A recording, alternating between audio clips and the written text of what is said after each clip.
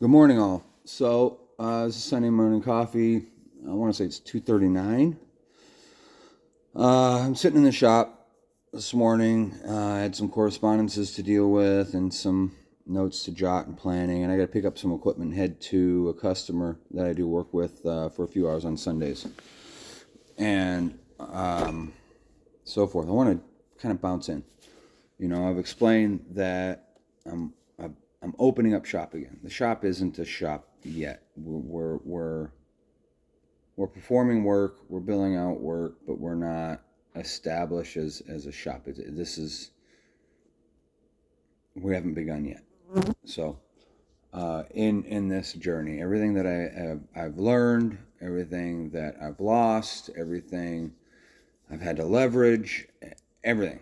So I'm culminating all these lessons, working for other shops now that I have some real world employee status under my belt. A lot more experience, clearly, than I did 11 years ago when I started this endeavor. So Smith Welding and Restoration will be laid to bed, and all plans and all signs dictate it'll be this month. We'll be laid to bed.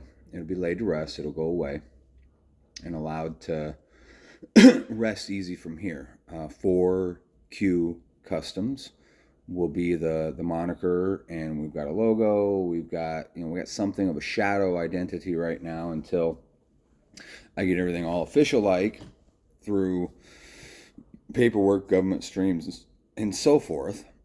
And I'm working on that again. That should be this month. So I kind of wanted to peek into certain aspects of shop culture, shop structure, things like that.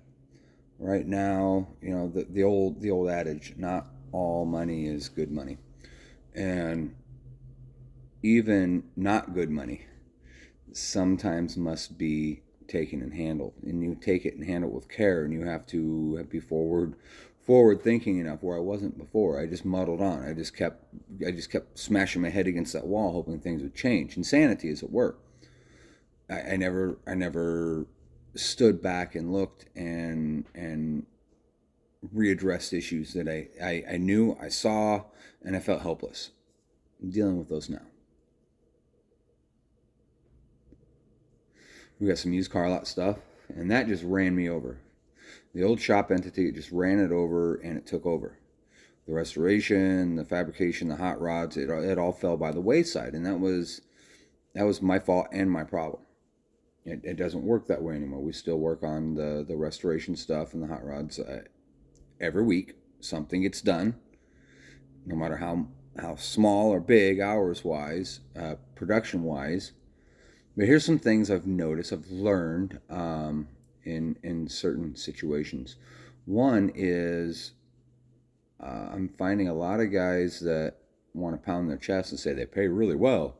I'm not going to pound my chest and say I pay really well, but I'm going to make sure I've positioned the shop and our resources to pay people better than if they step next door. I want people not only to be here because they like what they do, they enjoy the job, but because they're being adequately rewarded for their efforts. Apprentice position, it's filled, and he had a stunned look on his face when I declared this is what the position pays, and it will move up from there 90 days, and I broke it all down. We also had a certain discussion of ethical existence inside and outside the shop. And I'm a little looser than a lot of your very conservative folks around here. I'm not very conservative by and by. But there are certain standards that have to be abided by, and I won't accept less.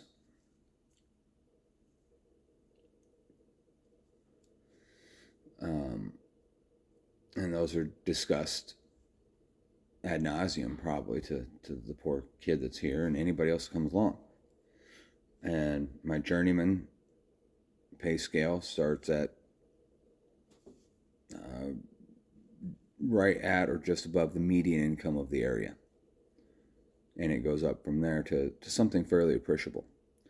What I want to make, the salary I wish to pull from this entity, is where it caps. And when the shop's established and we're founded and we're moving, I can readdress those numbers and push that ceiling up. But that's going to be over the next 18 to 24 months before I can even look at readdressing that. However, until then, the sliding scale for journeyman pay is appreciable enough that once I find the right guy and get them put in position, I need a bodyman painter. That's my next step. We've got the work lined up. The car lot stuff is just going to revolve. We'll just kick them in and out. But if they sit here a week because we're busy in the shop on the restoration, that's tough shit. And the clients I've got, they're going to understand that or they're not, and I don't care. They're going to get their cars. They're going to look fabulous. We're going to cycle them through. Awesome. But our focus is custom restoration hot rods. And when we no longer need that stream of income, we'll just slowly fade out of their process. And I'm sure by then I'll find some young aspiring wannabe shop owner, and I'll go, hey, go check these guys out. I'll push that work off to someone that is cutting their teeth and wants to do it. And so, like I said, now I'm establishing the business itself, getting the mechanics of the business, getting the accountant actively in line and paid for his services done. That's taken care of type of deal. Get all the paperwork done, taken care of. That way I got all the mechanics in place. All I got to do is box up a couple file folders and send them over to accountant, and I'm done dealing with it. I move money around when I need to.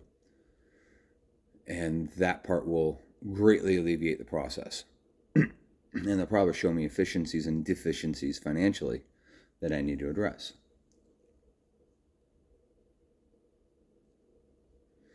The shop paperwork that everybody fills out, you've got a weekly time card, in and out, so forth, so on. But also, you've got project sheets.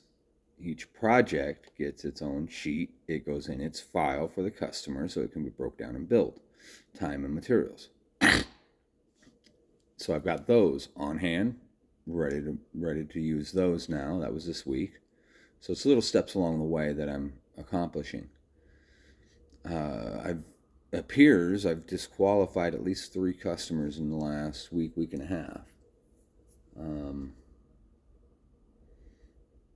2 of them, I established a baseline. It's like I need 200 hours committed to this plus materials, and that's the best guess estimate. You're going to have to be able to commit 200 labor hours to this, and we'll see. That's going to get us in the park. That's going to get us where if we're not done, we can see the finish line and we can choose what we do from there. And they didn't seem to, the 3 customers that I dealt with, the 2 specifically with the 200 marker, didn't seem to like that spread, and that's fine. You have to say no. I can't do full paint and body work and metal work and all this and make $8,000. It doesn't pay the bill. I did the math. I actually did the math this time. I know what the math says. And the math right now dictates this much. So, unapologetically, I've got a good friend that we're going to do a new dress on an 85 Monty. And he's got a very small, very tight budget. We'll make it work, but I'm also not going to rob myself to make this person's dream come true. It's not my dream, it's their dream. I'm just facilitating it. So I've grown as it were. And so that's kind of where it's at. The work is great, and I'll get back into showing the work and the processes and teaching again. But a lot of people, I want to go out on my own. I do this on the side and I make really good money, and I fucking A, go for it. More power. However, you either learn business the easy way through school and education and such, or you learn it the hard way by trial and fail. This is the most important part. The money is not made. The money in the shop is not made on the floor. The money in the shop is made with the pen at the desk. If you don't negotiate the work appropriately to pay what it needs to pay, you're going bankrupt. I did, and I lingered in that swirling around the hole for the last 3 years. I was operating, and then it all just came apart. My fault or not, it was my problem.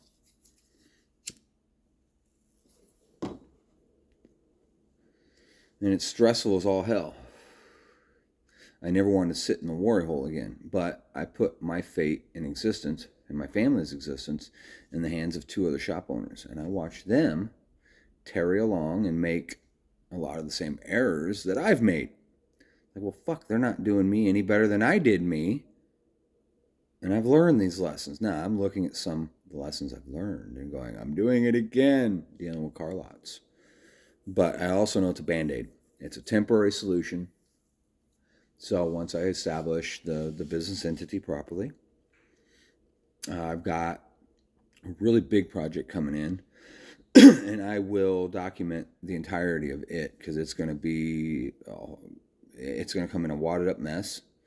Put a floor in it, quarters, outer wheelhouses. We're gonna build this car from a husk that was rotting in a field for 30 years to something appreciable, and it's going to be in the overall scheme, a median expense build, high expense build for most of us. But I know I've got it coming. It's going to be April or May when it shows up. So there you go. Now, my process is we keep muddling along. We're grossing enough to pay everything that needs paid. We're not making gains, and we never will with car lot work. Restoration work, I've got a couple that are in the red, so we're working those out of the red. And that's where the car lot work comes in. It pays the bills while we're working these projects out of the red. Old projects, old customers, awesome people, every damn one of them, who are going to get awesome vehicles when I'm done. And I'll be done this year. That's our written goals right now, is to clean house. So we bring in a paint job overall, something that's relatively quick. We're talking 80 hours, 100 hours, a couple of those, and that lets us work on those instead of car lot stuff, and that makes that easier. Just all in processes. So get the business entity set up, get the accounting in place, get all these things sorted, get the bank accounts in place properly, get all the paperwork, all that. Then we worry about funding. We look at the funding of the aspect. Now, if I can step out of the shadow of dealing with under-earning, doing junk work, and I'm not going to be an ego. I'm not going to be egotistical. I'm not going to be married to the job. If someone wants to pay me 20 hours on a job that takes 40 hours, I'll do the 20 hours, and they're going to get what they get. Does that reflect poorly on me? Could. Someone comes and asks me, go, well, it needed 40 hours of work to be primo. They wanted to pay 20 hours of work. That was their budget. We gave them 20 hours. That's what you get when you shortchange a project. And I'll use those as object lessons for anybody that is adequately intelligent enough to ask the question. I'm not gonna send out primo work on Walmart money. You don't get caviar when you're paying for tuna. And eventually I'll be able to just turn the work down. Right now it's the fact that money is money. So then we get all that established, and then we can look at financing the business credit, lines of credit. Went over to Trip Tools. I found out they're local. Their equipment is, a good lot of their equipment is made right here locally, 20 miles from us, and I will be buying through Trip Tools, and I'm excited about that, and I'm ready to start putting equipment in place. I've got the work coming. For years and years, I only bought equipment when the job presented itself, when you did the equipment for it. Now I'm looking at, we need these pieces of equipment, which would amount to $30,000 or $40,000 in equipment on the low to median just good enough to do what we need to do.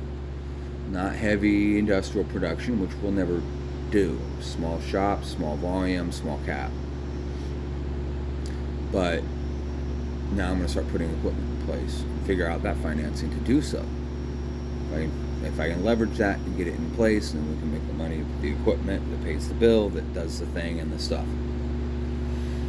So I'm looking at this more from a business owner's point of view, not an employee's point of view, and that's changed the lens dramatically. I still feel guilty as hell when I'm sitting in the worry hole dealing with business, making calls, tracking parts, dealing with customers, chasing leads. I'd rather be on the floor. But I also make the adamant point that if I'm dealing with business, I'm in the worry hole, I'm business owner hat, don't fuck with me, don't harass me, and don't think I'm screwing you in any way, because my efforts are going towards the whole.